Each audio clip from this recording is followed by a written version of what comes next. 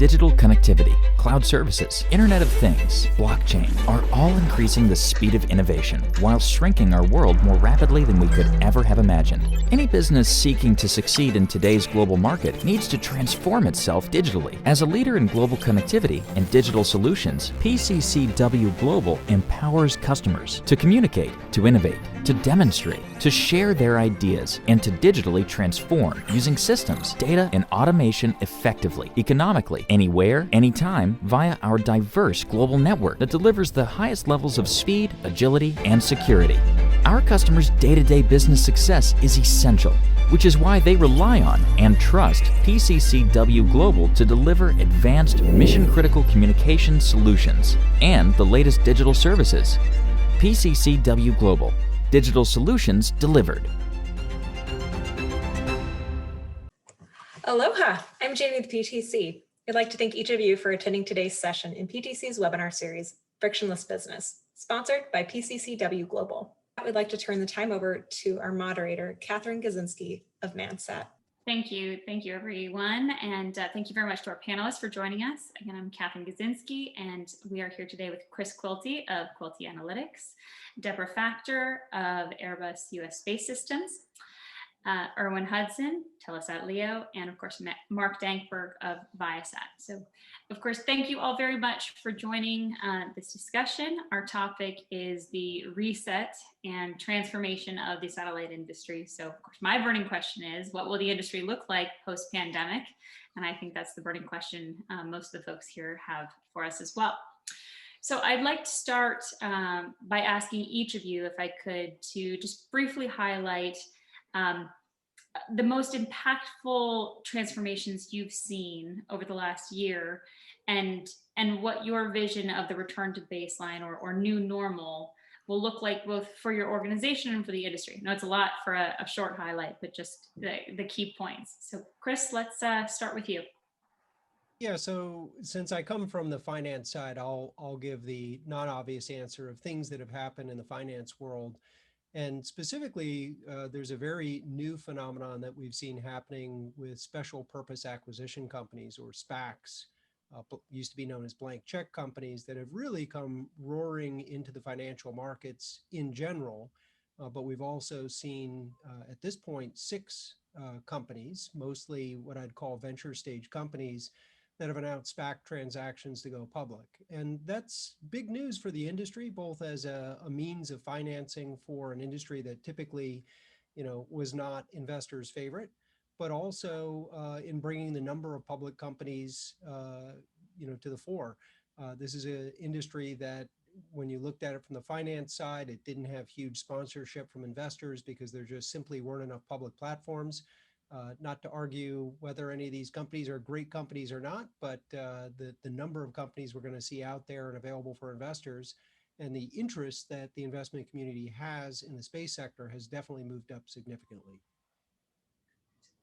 All right, good start. And Debra, over to you. Thanks, Katherine.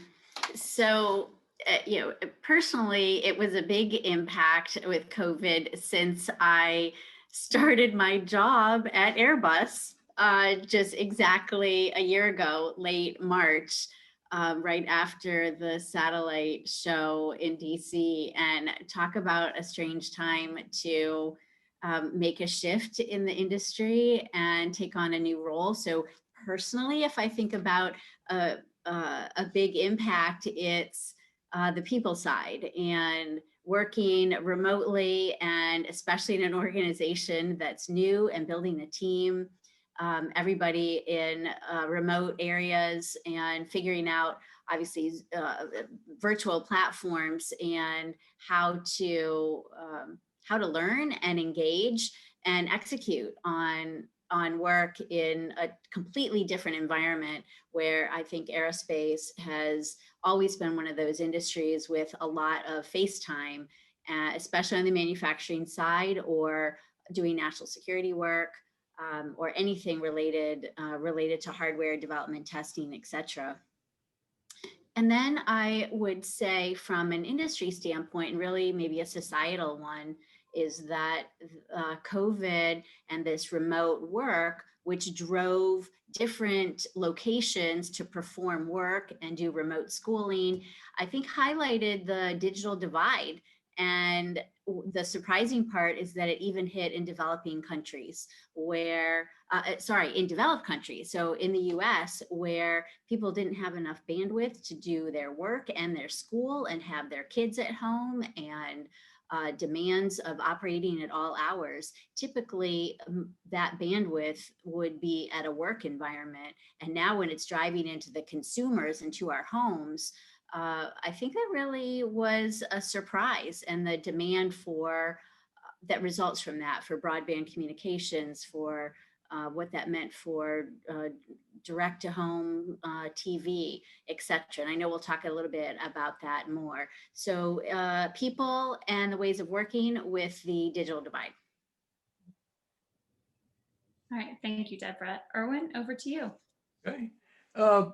Well, I think, in spite of COVID, we at Telesat have continued working on our LEO constellation. And I think we've made really good progress.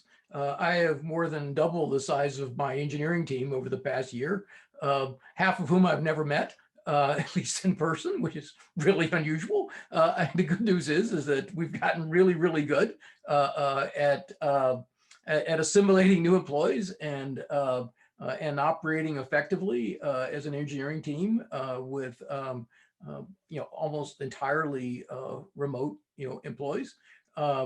We have progressed with our major contractors. We announced just a few weeks ago that we had selected Thales Alenia Space to build our satellites, and we've selected MDA here in Canada to build the phased array antennas that go on the spacecraft. And we've made good progress with our customer base, with the government of Canada, and with the financial community in terms of financing the program. We think we're about 2 years now away from launching our first satellites. So we think we'll have service available in the polar regions in 2023 and global service in 2024. We're continuing to hire, continuing to grow the team. We're making good progress with our suppliers now. And I think we feel really good about where we are, although we certainly look forward to COVID coming to an end. And at least we'll go out and have a drink with all these new people that I feel like I know so well that I've never actually seen in person. And we'll make hopefully good full progress on our schedule and our development until we can get back together in person. Right. All right. Thanks, Erwin. Mark, over to you. Okay. Well, the obvious answers from a satellite perspective are going to be, in-flight business. Airplanes went away, took about 10% off of our revenue, but enormous demand for broadband in pretty much every other setting. And not only did it highlight that there's a lot of demand, but the rate of growth of that demand, I think, is going to sustain outside of, once the COVID thing's done. But amazingly, I got to tell you, I think that by far the biggest issue over the last year in the satellite industry is not really COVID or the pandemic. It's kind of the intersection between the lack of regulation in the space industry, the enormous inflow of capital into the space industry, and the low cost of launch, which has made low Earth orbits very scarily congested, and we're only at the very beginning of that. And I think that anybody that's going to do business, intends to do business in the space industry, whether you're a manufacturer, an operator, an insurer, a user, ought to be extremely concerned about the way that the industry, sort of the technical capabilities, have far outstripped the regulatory environment that's been so stable for decades. And I don't, it's not clear how that is going to shake out over the next year, but I think it's by far the biggest story in the industry. Sure. Yeah, there's no question there were a lot of changes going into the upheaval in 2020, and I think this will continue. So thank you all for your brief summary there. So that leads us right into demand, and you all touched on it in different ways. So going back to 2019, of course, the global SATCOM industry contracted by about 2.7%. And then, as you mentioned, Mark, the effects of the pandemic hit parts of the satellite industry hard in 2020. But it also highlighted the tremendous growth and demand. And so, and I think you all touched on it, but I'll just clarify it a little bit. So in one word, for each of you, are things looking up for the satellite industry, given kind of what 2019 was, what 2020 was, and as we're in 2021 and looking forward, kind of your one word summary, are things looking up? Mark, I'll go to you first. Market demand, broadband up, broadcast down. All right, Erwin, back to you. Well, I agree with Mark. I mean, our geo business was down in revenue about 10% in 2020, versus 2019. I think a small fraction of that was actually due to COVID. A larger fraction of it was, I think, just due to other market forces. But we have seen an increase in demand for two-way broadband on our geo fleet. And at the same time, we are seeing kind of a slow decrease in demand for broadcast services. Debra? I would say up. Agree with both Mark and Erwin. For AIRBUS, 2020 ended up, for the space side, a very good year. The aviation side obviously was hit quite a bit.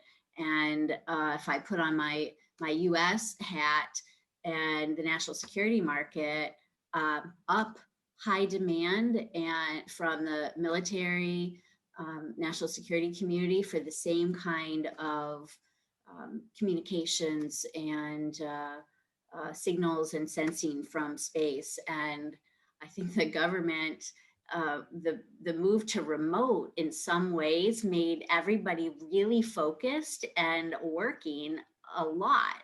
So maybe when we're not traveling and we're not at conferences, everybody's at home working on proposals. So I would say that is definitely trending up. Great. All right, Chris, to you. Oops, you're on mute.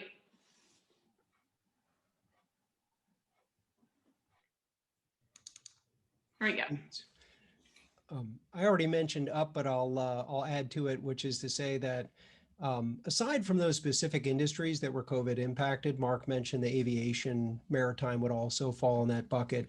I see across the industry very positive growth trends. And again, to Mark's point, we're really only on the bow wave at this point in terms of the small satellite launch effort. If SpaceX put up 1,000 satellites, there could be another 5,000, 10,000 behind that. Not just commercial, but also military. We're probably several months away from the Space Development Agency ordering a first tranche of over 100 satellites for their constellation plans.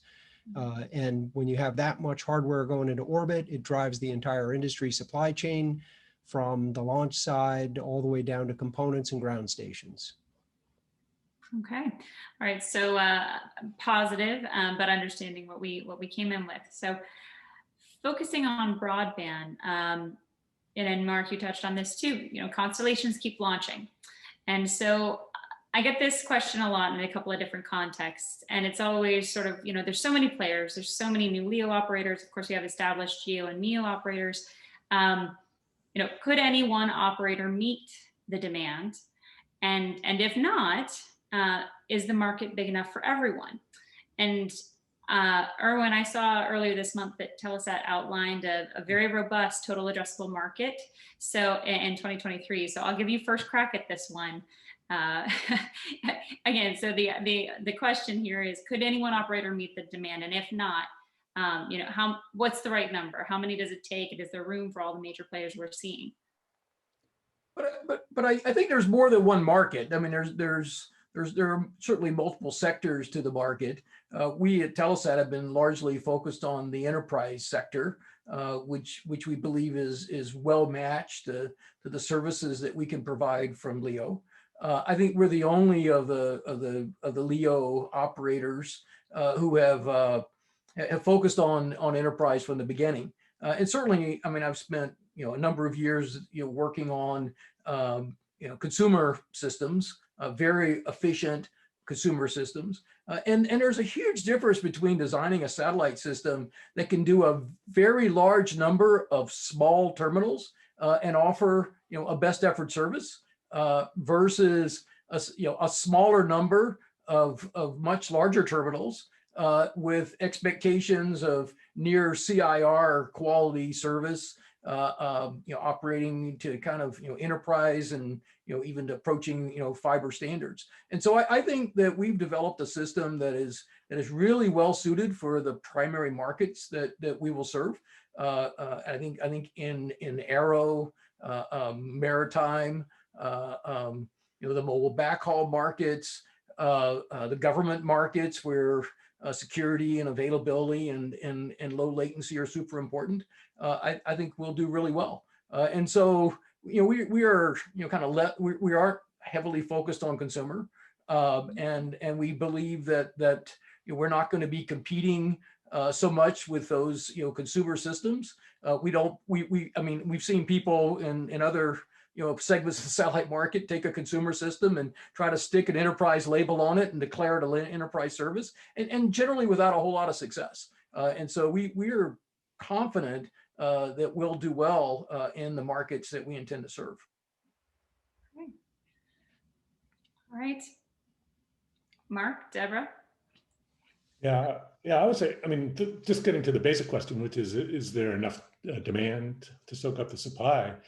I'd say the answer to that is yes, there's an enormous amount of demand. And one of the ways to think about it, and this became really evident during the pandemic, is per user demand grows about 25 to 30%, 35% a year. And it has for about 20 years. There have been different mechanisms that have driven that. Right now, a big part of it is the shift of video from broadcast to over the top.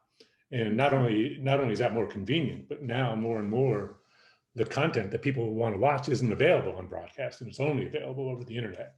So that means that people that use the internet use far more bandwidth than they did. So one of the ways to think about that is if I had a system, it doesn't matter if it's GEO or LEO, but if I had a system with X number of satellites and X amount of bandwidth, well, next year I need 25% more just to serve the same number of people with the same service quality, basically. So you compound that over the course of a decade and you get just a sense of the enormity of the demand. Now, it also means that you have to deliver bandwidth at really good value points, right? It's just a question of productivity. If I've got to deliver 25% more bandwidth next year than I did this year, I'd better have a space system that's a lot more productive, in terms of bandwidth per capital investment. So I think that for those that can kind of ride that demand curve, the opportunity is really, really, really big. Now, the issue when it comes to, is that more than one operator can provide, or how many operators will there be? That's one of the points I want to make on this issue about congestion in space is you're already seeing countries realizing that broadband infrastructure is a sovereign issue. And so one of the things we are almost certain to see is, to the extent that people believe satellite is a viable source, economical source of broadband service, you're going to see more countries stake claims to orbital resources that are being sucked up right now. And that is the disaster that we're heading for if we don't have a way to figure out how to manage orbital resources that support multiple sovereign countries having systems up there. And the problem is in the GEO environment, we figured out how you can have, every country can have their own GEO, and all the satellites can not collide with each other, and they can also not interfere with each other. But almost by definition, these non-GEO systems, every one potentially interferes with every other one, unless you have well understood regulations to inhibit that. And then the other is that the safety issue isn't stratified. So it doesn't matter if you're at 500 kilometers or 1,000 kilometers. If you cause collisions, that debris scatters over fields that are so large that it's going to affect everybody in LEO.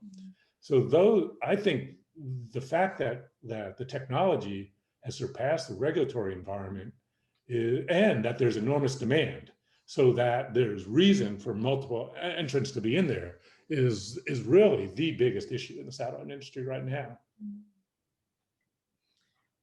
Sure. So your concern is not so much a question of, does the business case close? Is there enough demand? It's really about whether or not you can operate sustainably, safely and sustainably. Yeah, well, at scale, right? That's really the issue. Is if you can make smaller systems that do, but the question is, I'll give you like a simple way to look at it is if there's 10, 20, 30,000 satellites in a single system, in some spectrum, there's virtually no room for any other operators to use that spectrum at any look angle in the sky. So you've got both the issue of sustainability and the regulatory environment that says, okay, if this is a limited resource, how am I going to allocate it? And the just give you an example, the regulatory uncertainty, the US FCC has been proposing rules for orbital debris mitigation and space safety for 2.5 years. And as an operator, with a LEO filing, one of the things we're looking at is, well, it seems like they're trying to encourage relatively small numbers of very highly reliable and high capability satellites. But what we're seeing is sort of the opposite being launched. So now, as a prospective operator, whether us or anybody, what strategy do you take, and how will the regulations evolve to do that? I think those types of issues are going to sort of overcome even the demand and supply issues in terms of the viability of systems. Sure.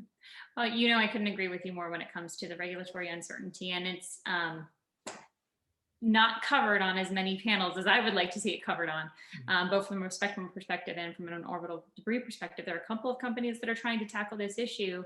And like you mentioned, the FCC is making some, has certain policy priorities, but then there's also this issue of asymmetry between, what the US's regulations are relative to other countries. Yes. And obviously space is a global industry, and you can't disadvantage one country's companies relative to another. So certainly something that needs to be grappled with, absolutely. Chris, I want to go over to you for your thoughts on the topic as well before we go to rural broadband.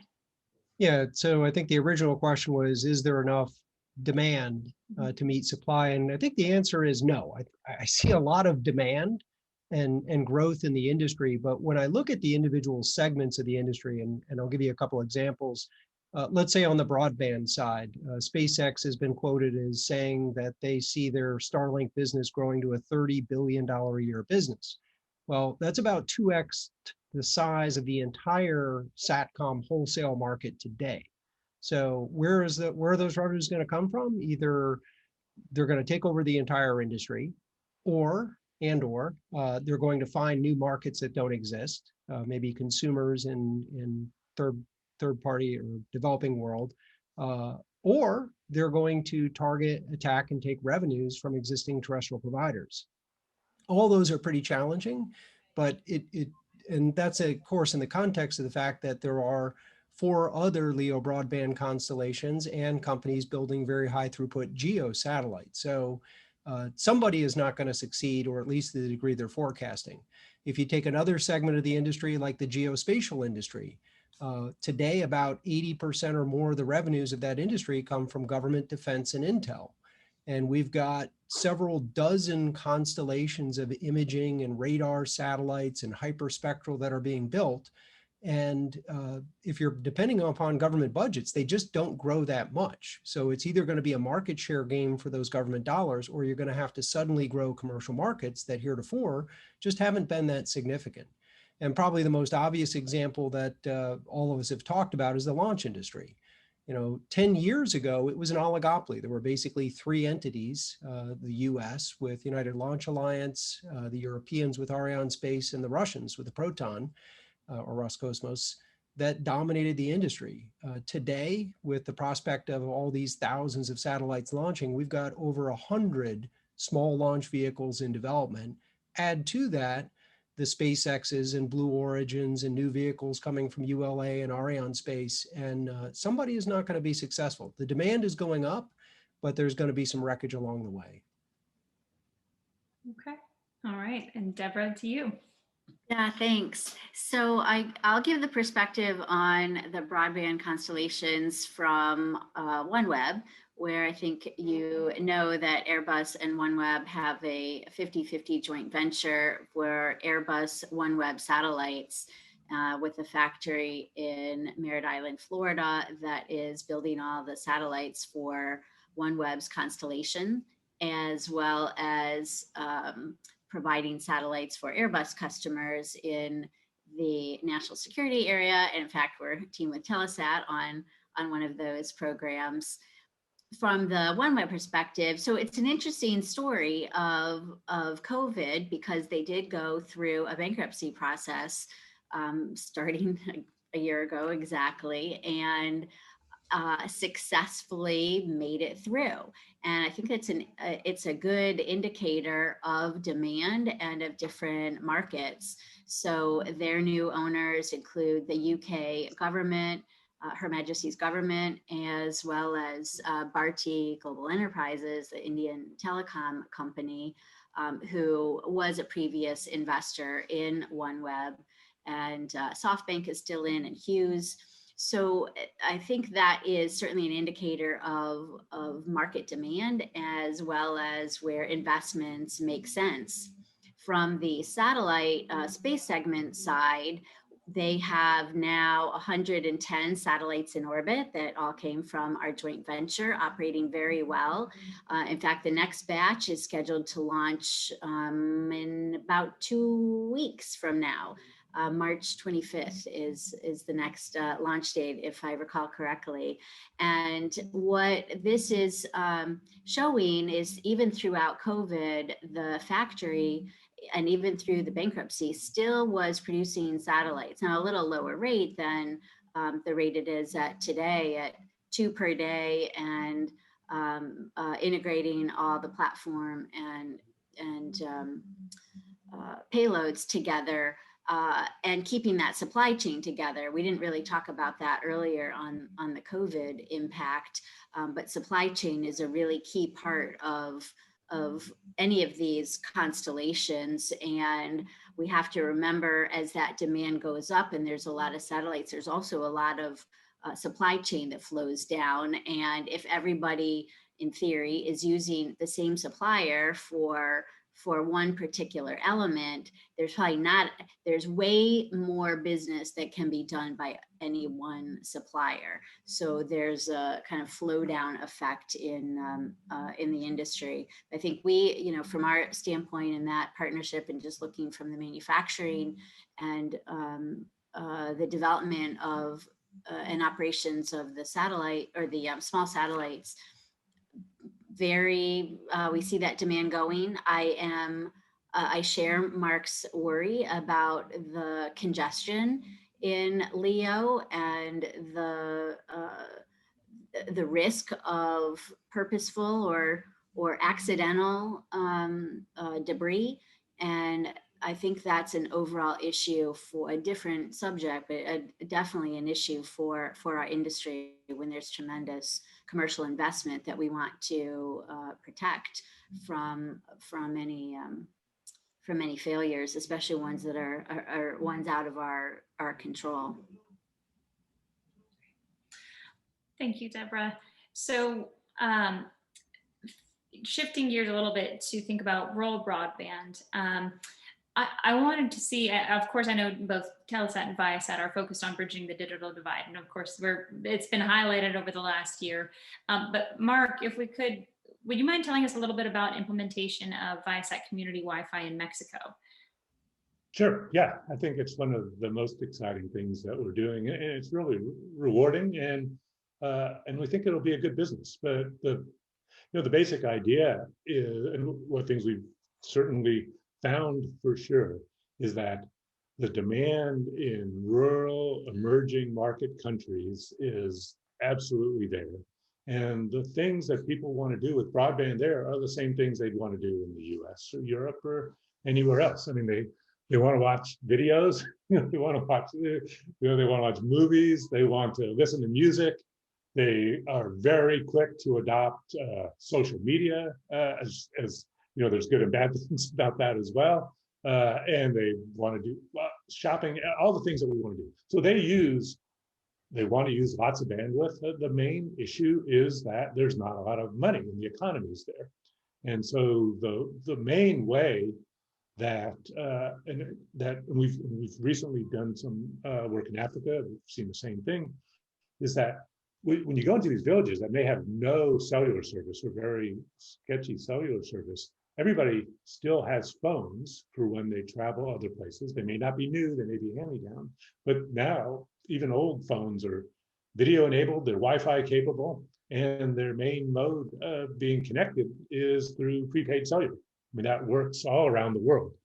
So basically what we've been able to do is go into these towns and offer a prepaid service on Wi-Fi that is either very competitive with the cellular service or lower priced and is a lot faster. And so that's impactful for doing video, to the extent people want to watch video there. And what we found is, in a town of a few hundred people, we can generate enough revenue to warrant investing in infrastructure in that town.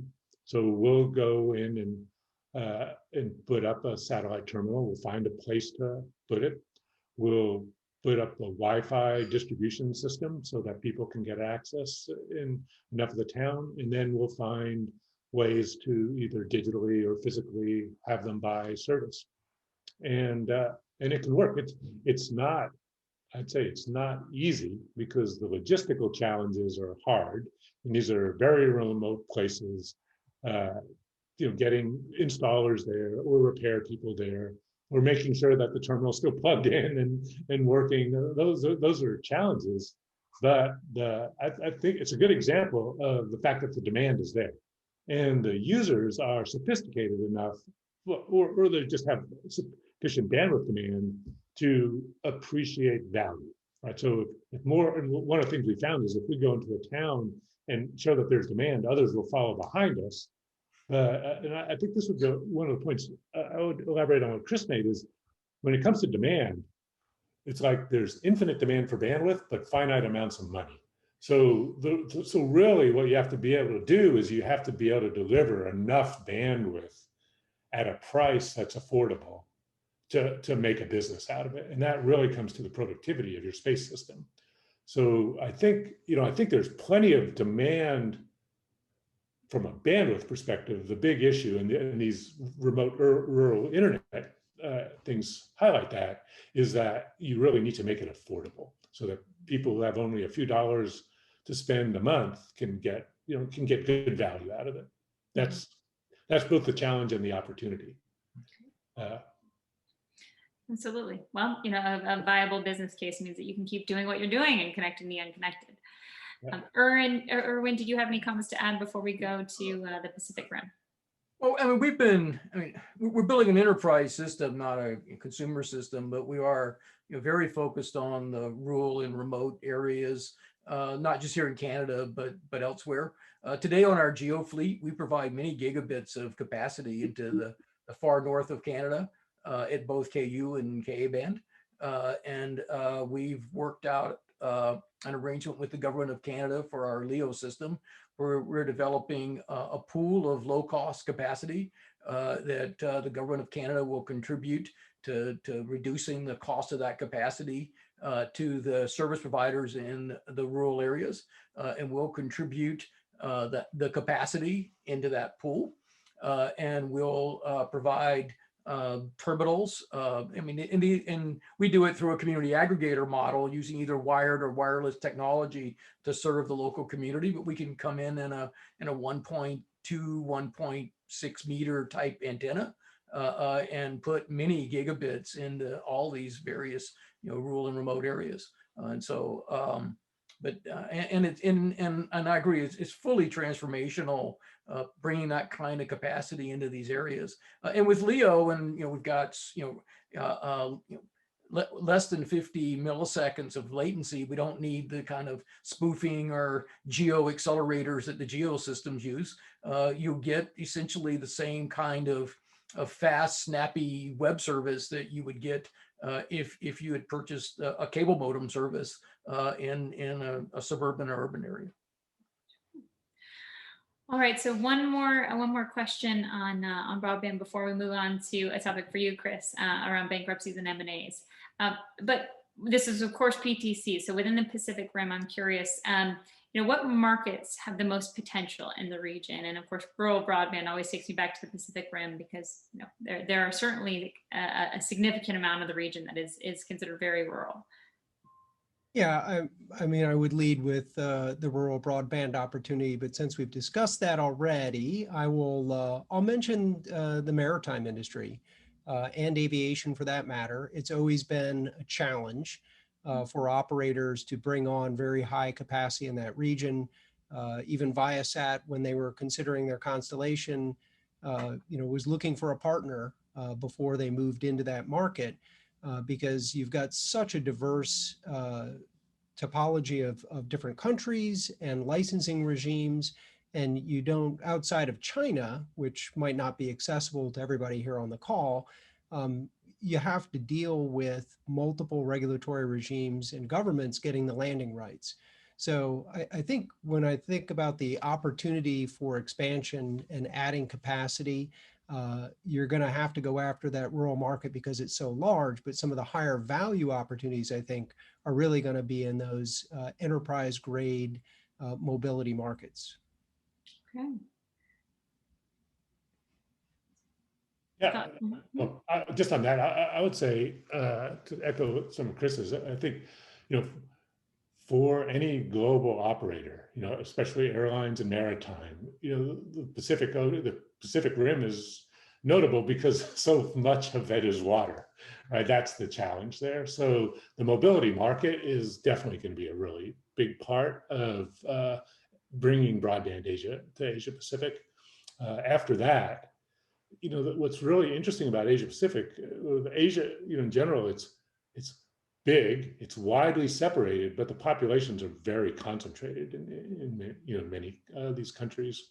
So that has an effect on where the market is. But there is a lot of market. I think it's going to, a lot of it's going to depend on being able to cooperate with all these sovereign countries and to be able to do things that they believe is in their interest as well, and that you're not invading their country and dominating what they perceive to be very significant national infrastructure.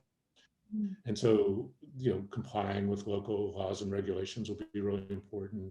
Making sure that the government supportive is going to be a necessary condition to getting access. And I think that, when it comes to American or European and, Canadian or whatever countries, I think that one of the things that's going to mean is leaving room for those countries to operate in space as they do now with GEO, because a lot of these developing countries have their own broadcast systems, which they consider national infrastructure. And so they're going to want to have some mechanism to extend that into broadband as well, whether through GEO or NGSO systems. It's complicated, I'd say, and it'll require partnerships for sure.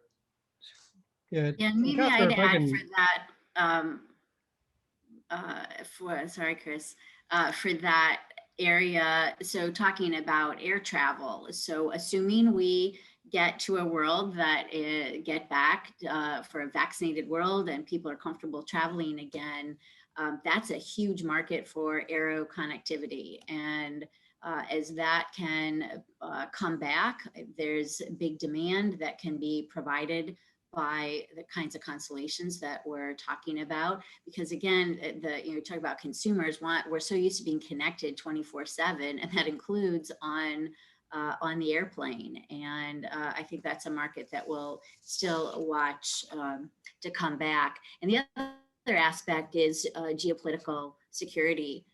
That's always a region of interest, and staying connected for business and commercial, as well as national security. Yeah, I was just going to add an observation, which is, I think a little bit of happy news. I mean, if you live in the Pacific or the Pacific Rim, or you've lived in places that are remote, uh, pick a Solomon Islands or something, the prospect of having 5 broadband constellations operating and over the oceans and over remote regions, who are willing to sell, the marginal cost of selling a bit is 0 because you have no other use for it other than ships and planes. What I think might happen 10 years from now, the places on Earth that we thought of as being remote and totally unconnected are going to be the places on the Earth that are going to have the lowest cost, best broadband possible, because you're going to have so many constellations trying to dump capacity at any marginal cost. So maybe we should all move out to a remote island. And I'll echo Chris's comments that I've spent a bit of time in Vanuatu and Tonga and places like that, and beautiful places. But I think I remember I spent a week in Vanuatu. I think maybe 3 emails downloaded on my iPhone the whole week I was there. Just no bandwidth in the whole country. I think there's less bandwidth in Vanuatu than there is in one, consumer grade satellite terminal. And the beauty of LEO is that we're everywhere. We don't have to point a beam at the Pacific Islands or other remote areas. That we'll have capacity there. And I think it'll be a windfall for those areas, and it'll be totally transformational, I think, in terms of economics and education and other factors in some of these areas. One other point I want to make regarding kind of Mark's comments about Asia, there are challenges in terms of getting landing rights and access to various countries, the more populated countries in Asia.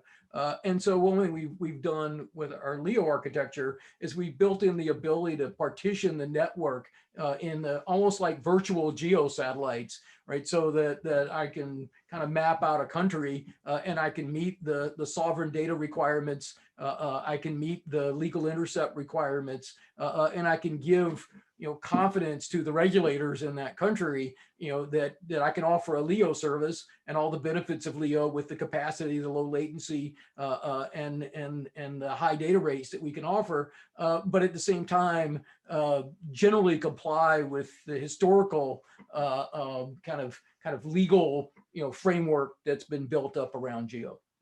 Sure.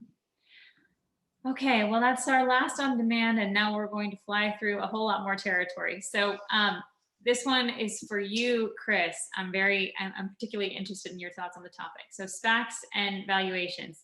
How will this trend affect the industry? And I'd love to get some insight into how this affects your valuations and what you're focused on, because we're seeing some big multipliers on these latest SPAC transactions.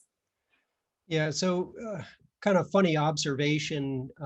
If I think back a couple years ago, and you would talk to public investors, they would look over at the venture capital world and say, "My God, I can't believe. I mean, these valuations are crazy in the venture world."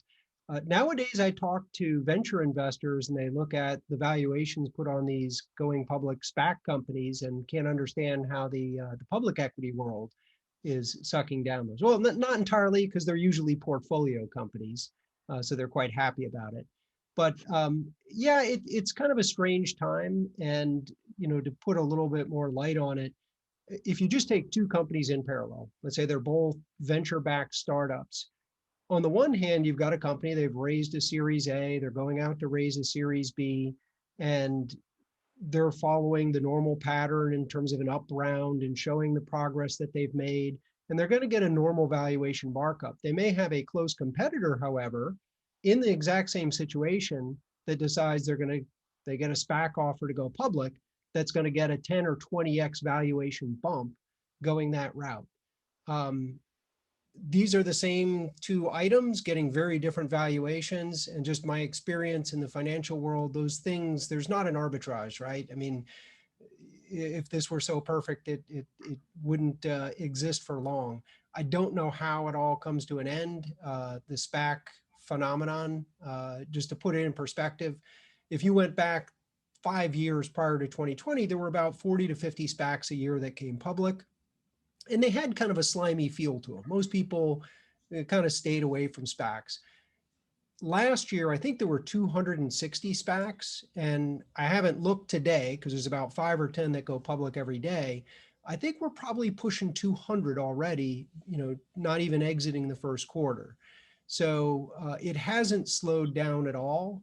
And quite honestly, given the amount of money that the Fed and the government is pumping into the economy, and the money's got to find a home, I don't know that I'm ready to call an end to that trend anytime soon. But your other question about valuation in general, how do you look at a Maxar Technologies and all that they have in a 20 plus year history in satellite imagery, and they've got a competitor with less than $50 million of revenue that has half the market cap of them? The circle doesn't square here, and at some point or another, things will even out. Okay, so I'm not the only one scratching my head. Okay. Other comments before we move on? Although I do have one go back for you, Chris, now that I think of it. So on the SPAC front, if the play is to roll up some of the smaller manufacturers, do you see any favorites in terms of prime targets for that? Well, I think in terms of roll-up and M&A activity, there's something different going on that's also new. When we think about private equity, and I think back 10 or 15 years ago, we were primarily talking about sort of white shoe private equity firms, the Apollo, Apex, Premiers of the world, and they were mostly buying SATCOM-related companies, the Inmarsats and Intelsats and Hugheses of the world. What we're seeing today is something very different, which is, I'll call them more middle market private equity firms that are engaging in roll-up strategies. Probably the one that's been most prominent is AE Industrial Partners through their Redwire subsidiary. I think has bought 7 companies in the last 12 months. You also have Voyager, you've got Amerigen, or Blackstone-backed Amerigen, and there's others out there. So a lot of these companies are looking at the growth that we talked about earlier in terms of satellite manufacturing and launch activity, and they're looking for an opportunity to get scale in the component side of the business or in the manufacturing side. I don't see that trend slowing down anytime soon, but one of the big challenges, private equity guys tend to be very fixated on their returns. In some ways, they're out there competing with SPACs that are chasing after the same properties and are willing to pay much, much higher valuations. And I maybe I have a question for Chris as well. It's the role of execution. At some point, when does the reality come in of actual production or the service and the quality of that, because there's a lot of speculation that happens, making money on money. What happens when what's going to be the expectation or the demand when the bill is due and when the product or service actually needs to show up? Because that can sometimes be funding the dream and funding the reality and being able to execute. Do you think these entities, what do you think their patience is like, or the time frame for a return? On the private equity side, traditionally you're looking at a 10-year time horizon on many of these funds. I think what I wouldn't be surprised to see happening is when opportunity is available, you jump on it. And so if you aggregate or roll up enough companies for it to look like an interesting company, why not SPAC it? Because the SPAC money's out there. Okay. But eventually the public markets, as all of you know, as public companies, they bring discipline back to valuation. Can only last so long. So none of the 6 SPACs I've mentioned that have been announced have yet come public, nor have they reported quarters and put out guidance and been held to heel for their guidance. Okay. Yeah. And I think we talked about regulation. There's also requirements coming into the market from for supply chain assurance, cyber security, And these are demands that are coming from the government. And at the same time, it's the commercial customers need the same kinds of protections and data assurance. You know, financial data is as the equivalent of a national security data. So when you come to performance of supply chain, performance of your spacecraft, your ground system, the whole ecosystem, you know, that's a big, a lot of things to do for all levels, whether you're a startup or an established company. That's part of the reality of the ultimate success of whatever your mission is. Absolutely, a lot of enthusiasm, but the discipline will follow. So changing gears again, I want to talk a little bit about you know, what's on the horizon with our last 10 minutes. So, you know, what does the future of broadband connectivity look like, and you know, where does 5G fit, if we want to even touch on it, 6G? So I'll open that up in terms of, and we can even touch on satellite cellular feasibility, business case, but again, broad brushstrokes. You know, what's on the horizon? What's coming up next over the next 5 years that we're watching? I want to hear Mark's answer. I was trying not to pick on him. You did it for me. Okay. He was unmuted, so he was ready.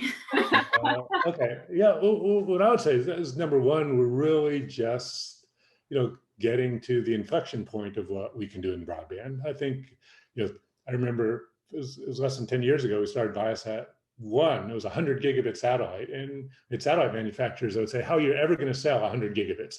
That's more than the whole industry has. How are you going to sell that, right?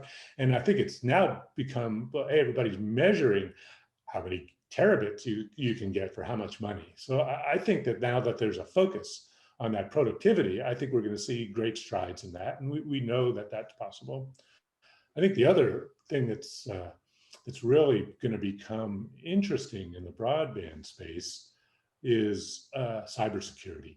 That the transmission networks are vulnerable. I think that's one of the things that there's, you know, significant concern in 5G about that vulnerability. And so one of the questions I think that people will have, enterprises will have, but so will airlines and ships and government customers is on the security of these networks. And I think we'll see, you know, it's going to be worth it for people to hack into some of these things. The other part that's really concerning about spacecraft and is that they're not, they're mobile, right? That you can use, there's a lot of concern about the militarization of space. And I think that dealing with that and dealing with that in the civil world, where you need confidence that the environment is secure and that you'll be able to control your assets, all these things are all going to become part of doing business in space, I would say. And I do think the regulatory environment is going to have to evolve to catch up. One thing to me, this environment we're seeing now is a lot like the internet bubble that we saw in '99 and 2000. And you could think about in that time frame, hey, some of the transmission companies that were heavily bid up were like Global Village or fiber companies, and fiber companies consolidated or failed. There was a lot of fiber in the ground, but fiber is not traveling 20,000 miles an hour in space, and it's not gonna re-enter the atmosphere. So that's if you remember when Iridium went through bankruptcy, one of the big issues was who's going to manage those assets, and do they need to be deorbited immediately while there's somebody that's still responsible for them? So that's another element that's going to come into play because as these capital market issues unwind. I think it's going to be a more complicated business, but I think it's going to be a really growing business. That's what I would say. All right. Debra, I saw you ready to comment as well. Yeah. So Am I unmuted now? Yeah. You're good. Yeah, so picking up on the security, data security piece, this is where I think a big drive for optical communications, optical intersatellite links, as well as satellite to ground links, the laser comm terminals. This is something that changes the way we operate in space and the ground, and adds a level of security. The challenge has always been taking that technology and having it be low cost and proliferated enough to be operationalized, and certainly enabling a price point that comes down to the user, whether that's the government or the consumer. Chris mentioned SDA, the Space Development Agency, and their work includes OASL's. DARPA is doing demos. We've got some demos on the Croupier program with Telesat, and just talking about some of the investments that have been made on the government side that are now showing up on the commercial side. TASAT, for example, an AIRBUS subsidiary, which is one of the leading experts in the area of LCTs, and being the first ones to perform a LEO to LEO satellite data transfer over 10 years ago as part of an experiment with the Missile Defense Agency. And now we're seeing much more demand for that. So I think that's going to change a number of the architectures for the constellations as for commercial and government. All right, so 2 on the security theme. Erwin, over to you. So I guess it's sort of obvious that nothing, no service or commodity can grow exponentially forever.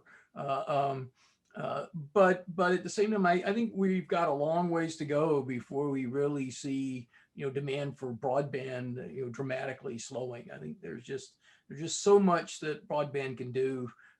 So many new applications that are just evolving and emerging, and I think that satellite has unique capabilities to kind of reach out and touch the whole world, to interconnect the whole world.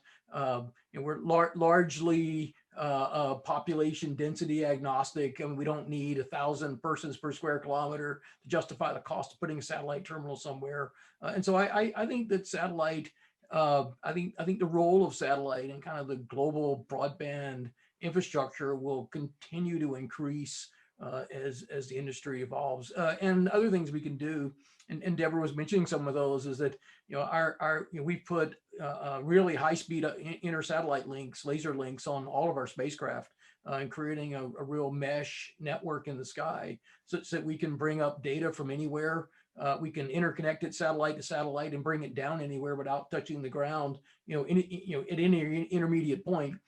Which is a huge selling point for government applications, and like we're saying, we're doing things with DARPA and SDA in the U.S., and we're finding other interest in buying services where we can offer that kind of security. We're also seeing interest in what we call hosted satellites, where people can fly other satellites into our, in our constellation or nearby, and connect into our network just optically, and provide very secure communications. I mean, for example, U.S. government could put a payload on a spacecraft, launch that spacecraft, and have no space to ground links whatsoever on that satellite. And we can provide them with many gigabits of global connectivity and come down to a 60 centimeter terminal anywhere on Earth. There's no wired system, no terrestrial wireless system can ever provide those kind of capabilities. So I think there's a huge market for satellite. I mean, we've got to know what we do best, know where we can't compete very well. We've got to focus our capital and our resources, in the areas where we can, we can be, technically and economically successful. And I think we'll continue to see just a huge demand for satellite broadband. Okay, so continuing trend up in demand. Chris, you get the last word on what lies ahead. Yeah, so I'm not going to touch on the security aspect of things, but I think you did ask a question about 5G. And well, I'm a finance guy, so don't listen to anything I'm going to say. I'm not a technology guy, but I think generally speaking, 5G is either neutral to positive for the industry. It's positive for the industry because with the new 3GPP standards, satellite for the first time, rather than being its own little silo of proprietary bandwidth, is going to be part of and an enabler of the 5G infrastructure. This is the part that's, my personal opinion. I don't see 5G as a competitor. You hear stories about, they're going to compete with Mark and Viasat connecting up homes. I live in St. Petersburg, Florida, which is the 4th largest city in Florida, which is, I think, the 3rd largest state in the country. I live a half mile from downtown and I can't get a signal from T-Mobile. So you're telling me that they're going to drop 5G in here and suddenly with smaller cells and higher frequencies, they're going to get better coverage? I just don't see it happening. And oh, by the way, my buddy's a Fios installer and he told me they're never going to run fiber into the city because of the old infrastructure. So I think a lot of the boogeymen that we talk about with the cable and fiber and 5G, I just don't see it happening. And that's just based on my personal real world experience of my phone not connecting when I need it to, or having bandwidth that's nothing close to what they promised. And I think on that basis, the industry has a lot of growth potential. Okay, fair enough. Well, we are just about out of time, so I'll close with one last question, and it's possibly the most important one. When will I see you all again at conferences? Just to take bets. When will we be together again for an in-person panel, for a cocktail hour? What's your best guess? And will you travel once you can, or are you perfectly content to stay home? An introvert's dream. I'll travel. Let's do it this summer. Yeah, I'm going to travel. Hopefully by July in Washington, certainly by PTC in January next year. Well, I'm counting on that one. Please, please. I agree. I have a bunch of colleagues that I see 2 or 3 times a year at conferences, and I kind of miss the conferences. The people that we see occasionally. I can't wait to get back out there. So this is a pretty sorry sight, seeing a bunch of executives pining for the opportunity to go to a conference. It is pretty bad, but I can't wait. So I'm hoping, I will be vaccinated and can travel. I actually want to travel starting end of next month. So maybe I'll take the super aggressive one, but I don't think I think that's still within the restrictions, absolutely with the vaccine. And I'm kind of with Mark, to do something midsummer as in July. There's a couple big things coming up, right? In July, in August, in the fall in our industry, and everyone is going to be looking at who's going to be first and is it realistic. Honestly, I think part of it is going to be the quarantine requirements coming in or going back. That's going to be the biggest driver. Even if it's safe or we feel safe to be there, it's on either end, which is still going to be a tough time consideration. Sure. In addition to the safety part. Sure. So of course, always responsibly, always safely, but I think it's safe to say we're ready. We're ready. We're ready. Yeah. PTC right. In January sounds really good. So for sure. My Hawaiian shirts are very lonely in the closet. All right. Well, thank you all very much, Mark, Erwin, Debra, and Chris. Thank you very much for joining us and for answering the questions. It was a great discussion, and we'll look forward to gathering again in person as we can. Thanks, Katherine. Thanks, everybody. It's great fun. Thank you.